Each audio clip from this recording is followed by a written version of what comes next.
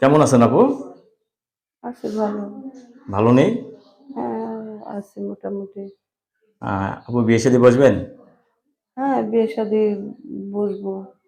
ছেলে যে বয়সের কোনো সমস্যা আছে নাকি? না, কোনো সমস্যা নাই। অনেকে তো বউ চলে গেছে, বউ মারা গেছে, এই সমস্ত পুরুষরা যদি আপনাকে ঘরে তুলতে চায়?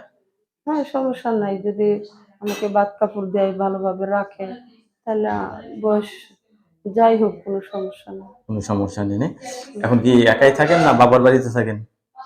এখন আমার মা আছে, অসুস্থ মা। আপনি মার মা সাথে থাকেন না? হ্যাঁ, বাচ্চাটা মার কাছে রাইখা আমি কাজ করি। বাচ্চাটা মার কাছে রেখে কাজে যান। কাজে যাই, হ্যাঁ। রাত্রে আসেন কয়টায়?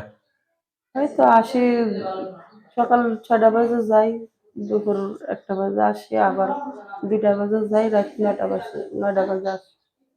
তাহলে আপনি বিয়ে বসতে চাচ্ছেন?